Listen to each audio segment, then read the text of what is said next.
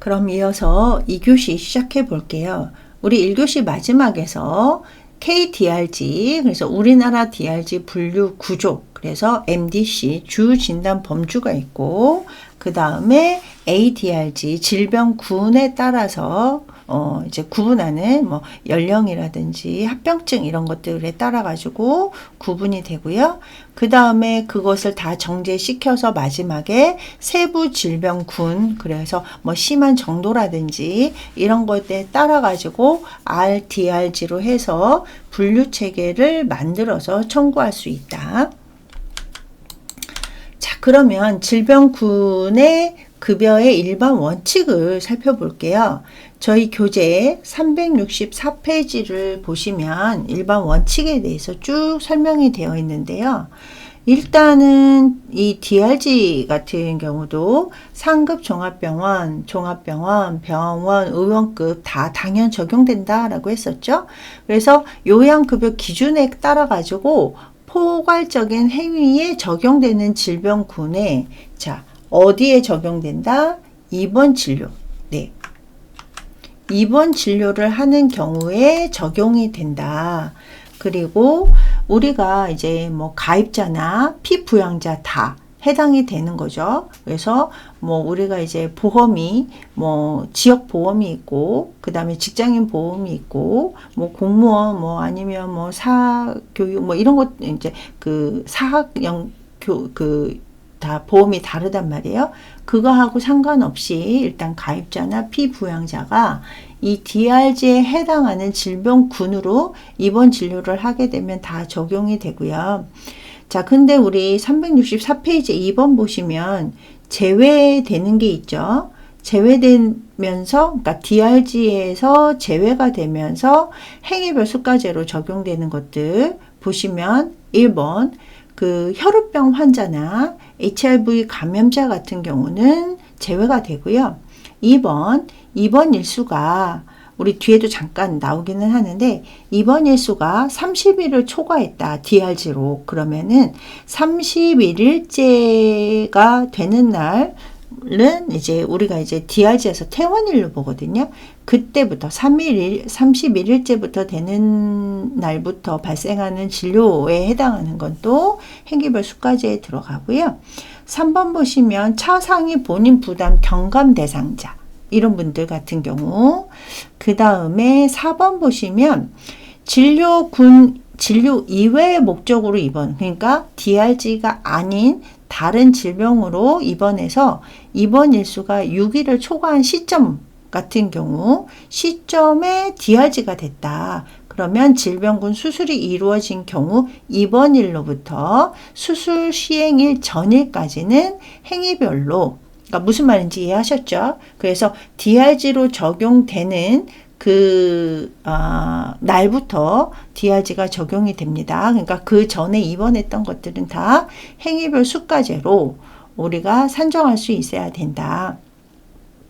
자, 그리고 우리 입원 진료를 하는 경우에 적용이 된다라고 했었잖아요. 그래서 양가로 3번 보시면 이 질병으로 인해 가지고 뭐 수술을 받고 이렇게 했는데 6시간 이상 관찰한 후에 이제 24시간 있지 않고 6시간 이상 관찰을 했으면 입원 진료로 해당이 되고요.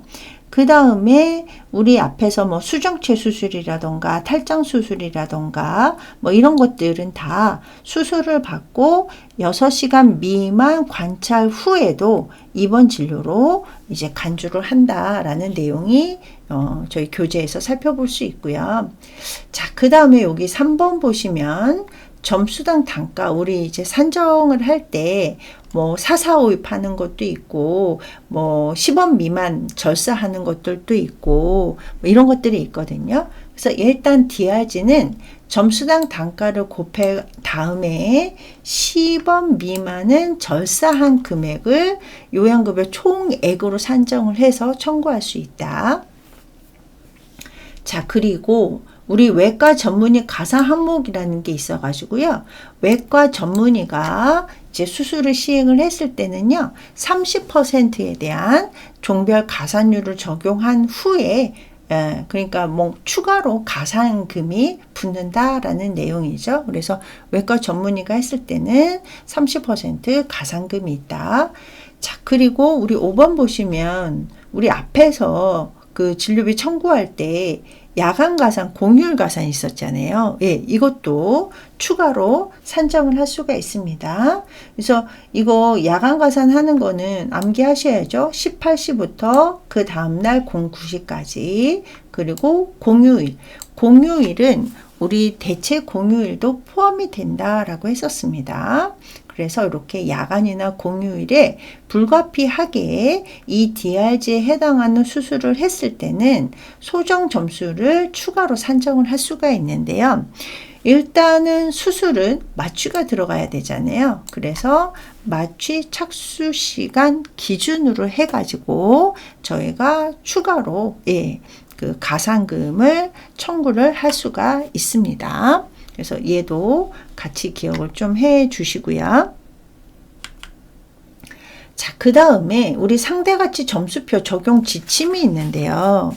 이 적용 지침 같은 경우는 우리 교재 368페이지에서부터 쭉 안과 적용 지침부터 시작을 해가지고 이 4개 진료과에 해당하는 상대가치 점수표하고 적용 지침이 있는데 우리 잠깐 살펴볼까요? 교재 369페이지 보시면 안과 하나만 살펴볼게요. 안과 같은 경우는 이제 분류 번호 그래가지고 6개 분류 체계를 볼 수가 있죠. 그래서 뭐 그 안과는 C 그리고 그 질병군 그리고 맨 마지막에 뭐 연령대라던가 합병증 뭐 이런 것들을 쭉 살펴볼 수 있는 분류 번호고요. 자, 명칭 같은 경우는 이제 안과는 이제 수정체 수술이었잖아요. 그거에 해당하는 거고, 자, 보시면 요양기관 종별, 그래서 의료기관에 따라 가지고 상급 종합병원부터 의원급까지 점수가 다른 걸 확인할 수가 있습니다. 점수가 다르니까 금액도 당연히 다른데, 여기에서 이제 그 10원 미만은 절사한다라고 했었잖아요. 그래서 금액에서 보면은 다 뭐 40원, 80원, 30원, 90원 이런 식으로 해가지고 몇 원 이거는 이제 없는 거를 확인할 수 있고 그 다음에 야간이나 공휴일 같은 경우는 가산금이 붙어서 이제 점수나 금액이 조금 더 높아진 그러니까 이거를 플러스하는 요거를 이제 그 적용 지침에 맞추어서 저희가 안과, 이비인후과, 외과, 산부인과로 적용을 하시면 되겠습니다. 자, 4개 진료과는 안이외산이라고 이제 암기해달라라고 말씀드렸죠. 자, 그리고 밑에 보시면 질병군 점수 산정 요령이 있는데요. 우리 이제 DRG 같은 경우도 여기 보시면 여러 개로 이제 구분을 해놨단 말이에요. 그래서 요 질병군별 점수 같은 경우는 이제 입원 일수에 따라서 조금 더 달라지는데요.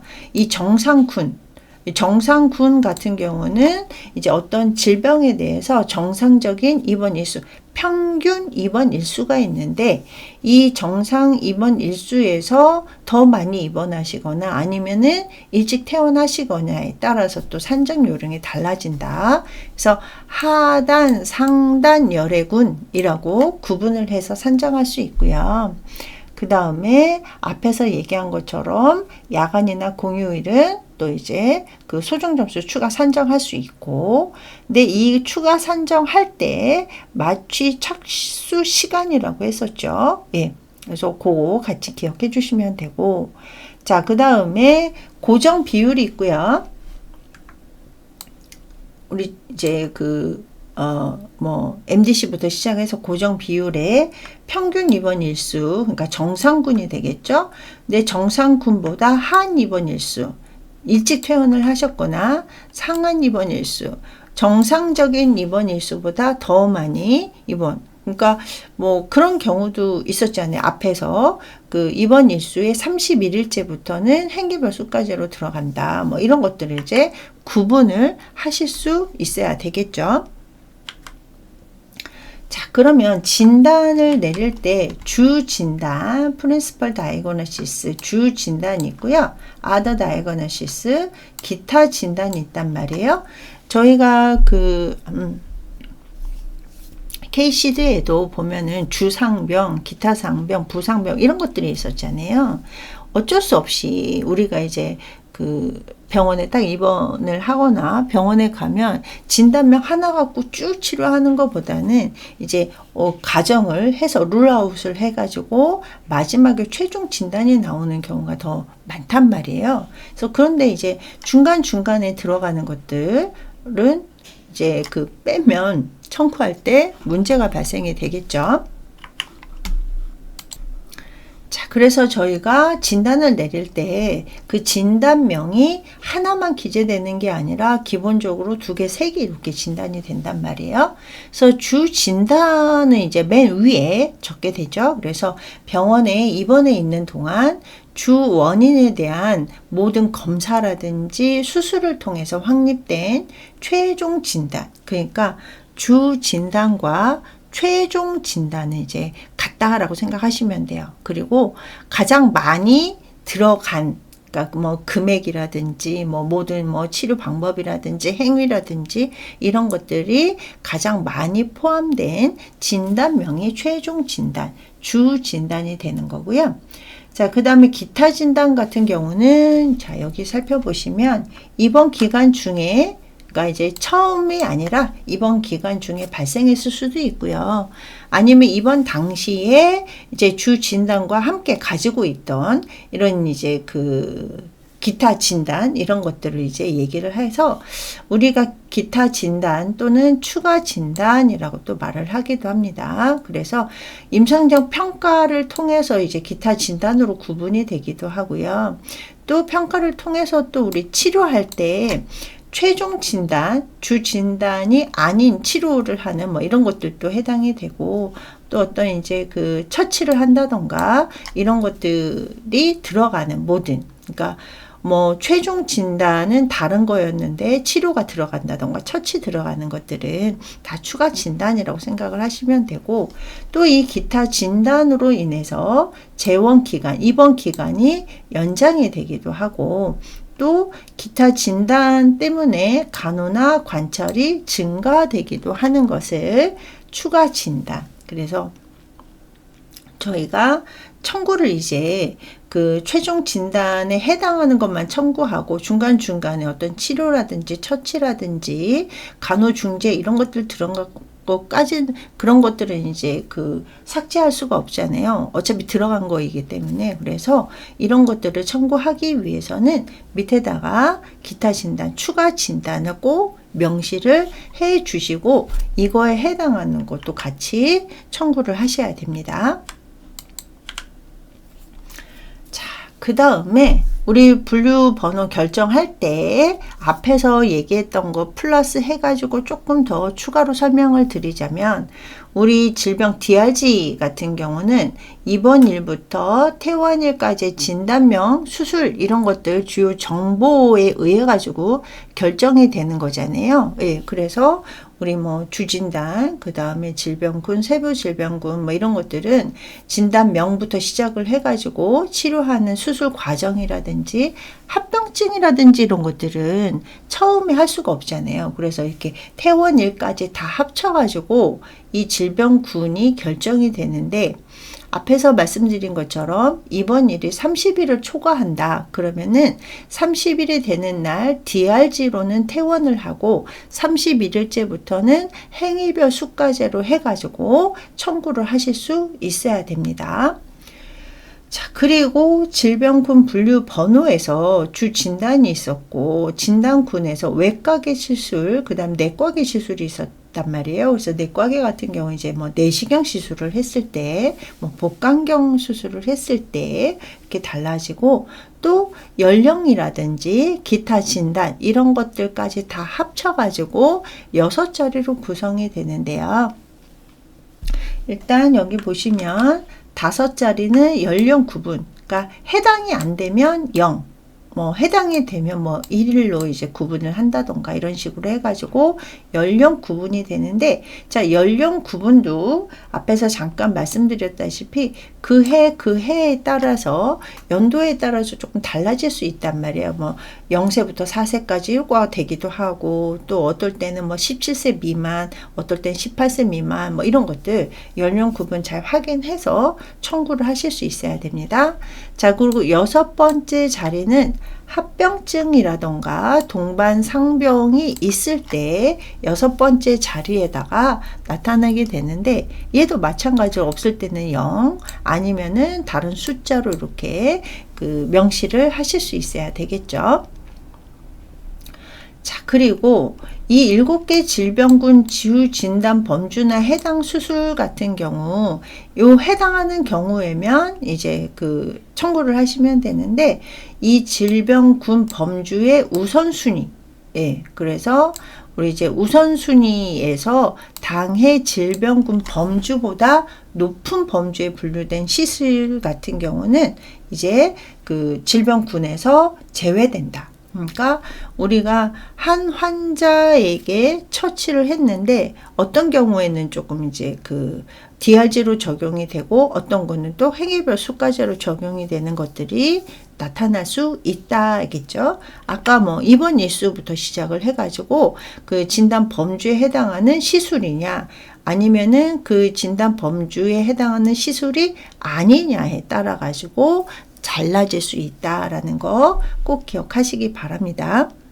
그러니까 우리가 똑같은 뭐 예를 들어서 뭐 수정체 수술이라고 하더라도 수정체 수술에 해당하는 DRG의 범주가 있단 말이에요. 그래서 이 범주에 속하면 DRG인 거고, 범주에 속하지 않다라고 하면은 그 행위별 수가제가 된다.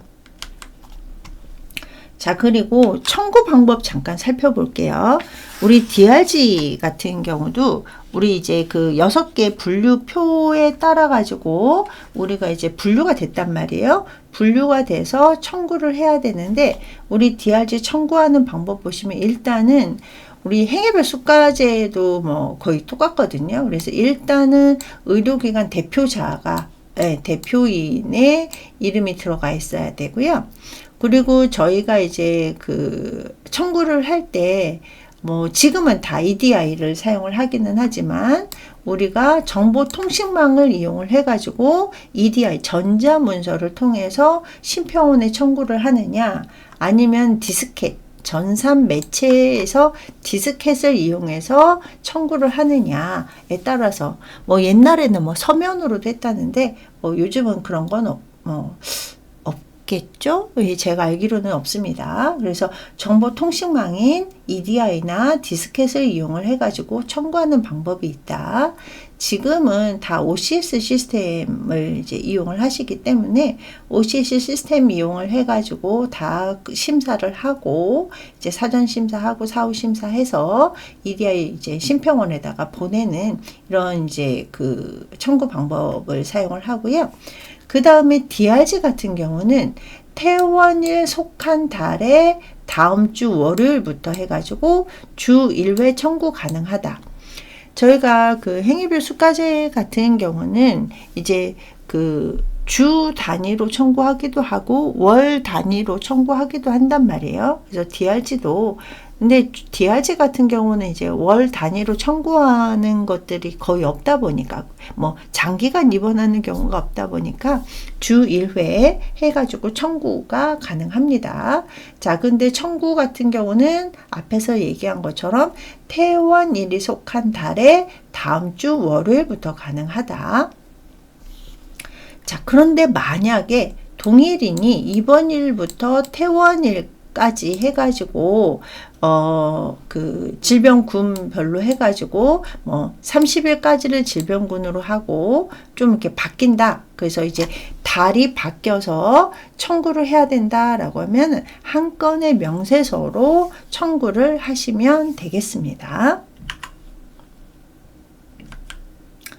자, 그 다음에 명세서를 작성을 할 때 우리 그 8장에 그 명세서 작성하는 게 이제 따로 이제 배우실 건데, 그러니까 이제 이 DRG 끝나면 이제 우리 그 요양급여 비용 청구하는 것을 공부를 할 건데요. 우리 DRG 하면서 잠깐 예습 겸 DRG 명세서 작성한다라고 공부를 한다 생각하시면 되겠습니다.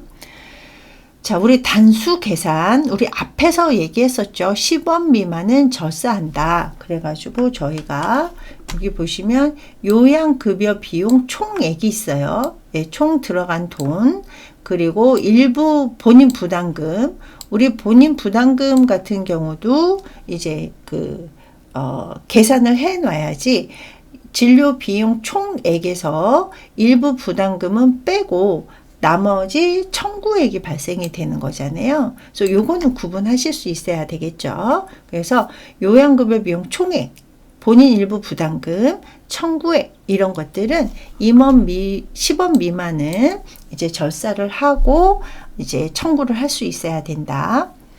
자, 그리고 진단명이라든지 분류기호 같은 경우는 우리 그 질병 분류 있잖아요. 한국 표준 질병 사인 분류에 따라서 기재를 하죠.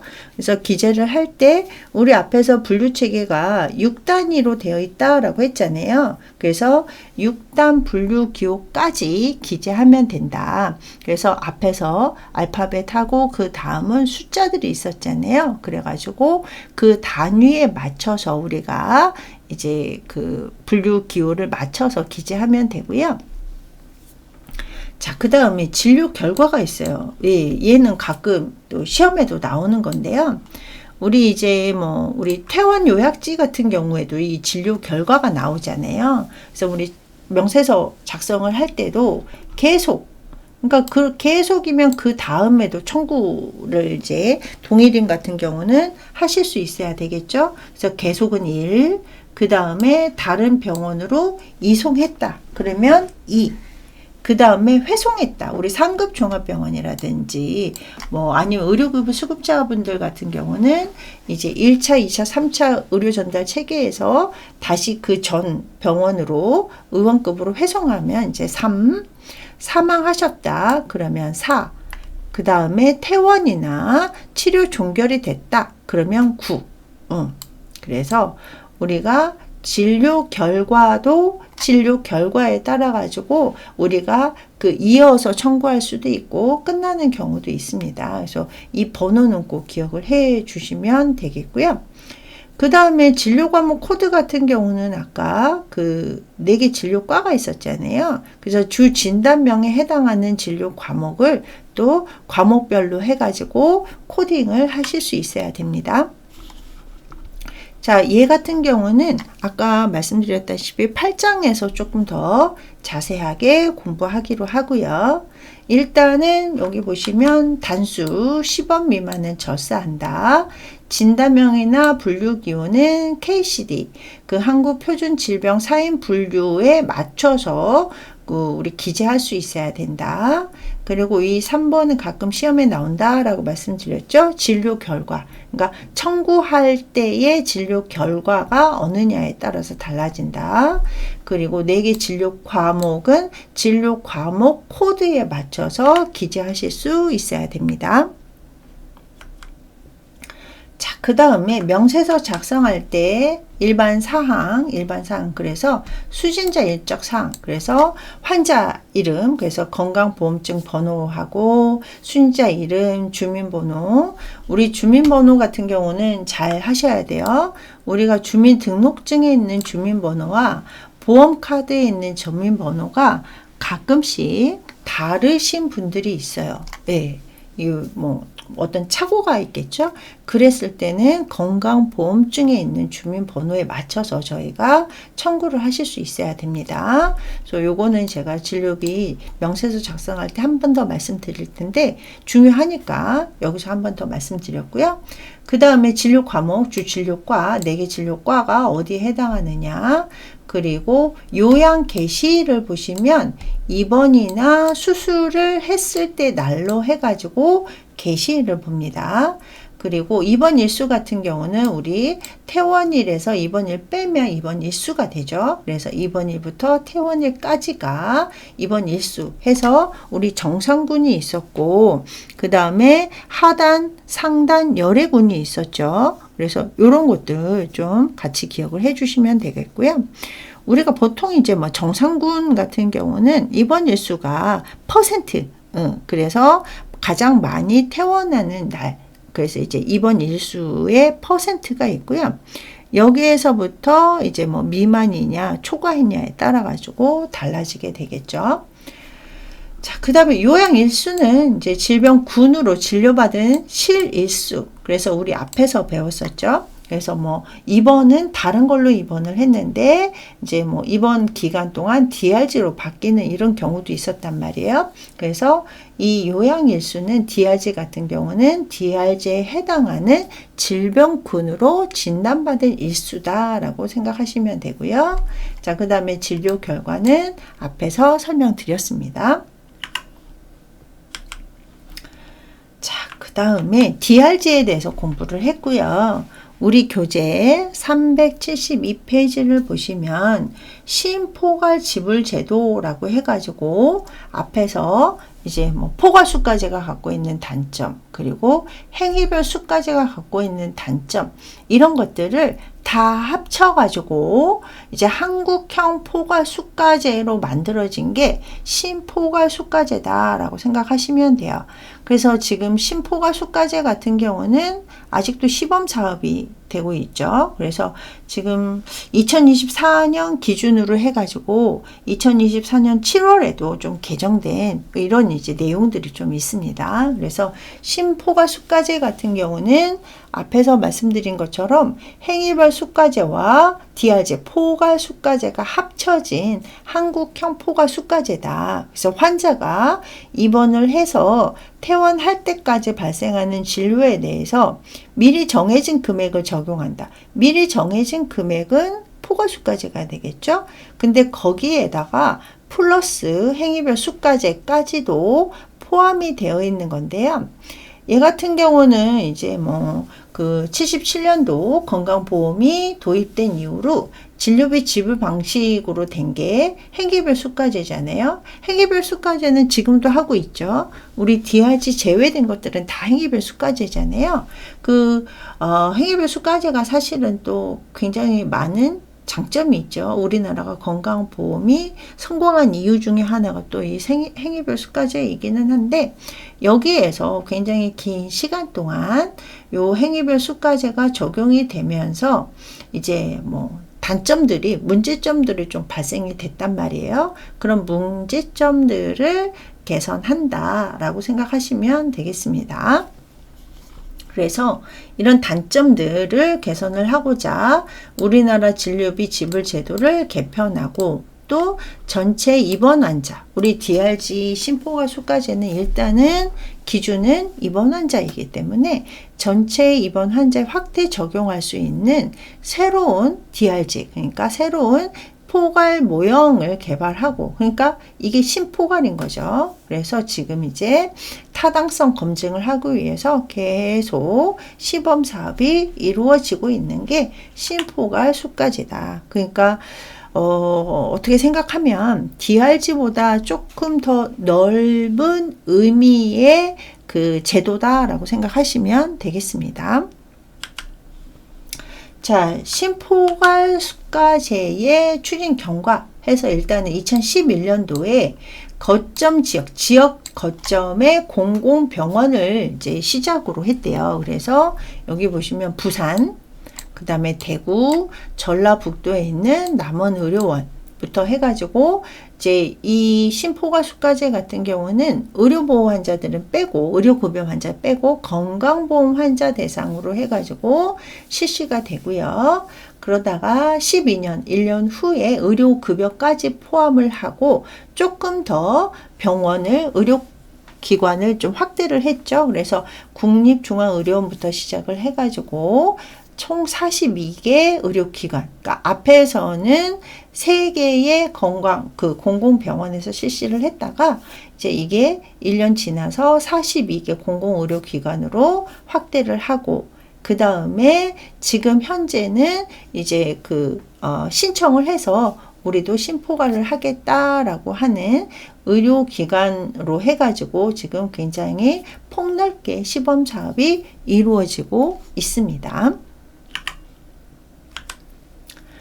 자, 그래서 이 심포괄 수가제 같은 경우는 보건의료기본법, 네, 그래서 우리가 어떤 법으로 시행이 되고 있는지도 아셔야 되겠죠. 그래서 보건의료기본법에 따라 가지고 정부에서 새로운 진료비 지불 제도를 좀 만들자라는 의미로 해서 시범 적용되고 있고요. 그 다음에 이 신포괄 수가제 시범 사업 같은 경우는 신포괄 모형의 환자 분류, 더 많이 확대됐죠. 환자 분류하고 포괄 수가 수준에 해당하는 진료비 지불 방식 이런 것들의 적정성을 파악을 한다. 그래서 여기 보시면 타당성이라든지 뭐 적정성 이런 것들을 따라 가지고 좀 확대 적용이 가능한지를 검증을 하고 있는, 그러니까 시범 사업 같은 경우가 다 검증이잖아요. 예, 그래서 신포괄 수가제도 같은 경우는 일단은 여기 보시면 의료의 질을 좀 높이고자, 그리고 의료 공급자의 진료 형태라든지 진료비 청구라든지 심사나 관리 업무 이런 거에 어떤 영향을 미치는지를 지금 평가하고 있다. 그래서 신포괄 수가 제도를 이용해서 의료의 질이 좀 높아졌느냐 아니면 오히려 떨어졌느냐, 의료 공급자, 그러니까 이제 의료기관의 진료 행태에 도움이 됐느냐 안 됐느냐, 진료비를 청구를 할 때 간소화됐느냐 더 복잡해졌느냐, 심사하는 과정이나 관리하는 과정에 대한 미치는 영향 이런 것들에 대한 것들을 다 평가하고, 문제점이 있으면 문제점이라든지 이런 것들을 다 합쳐서 개선을 하고 있는 지금 현 상태다라고 생각하시면 되겠습니다. 자, 그러면 잠시 쉬었다가 또 3교시 이어서 시작을 할게요.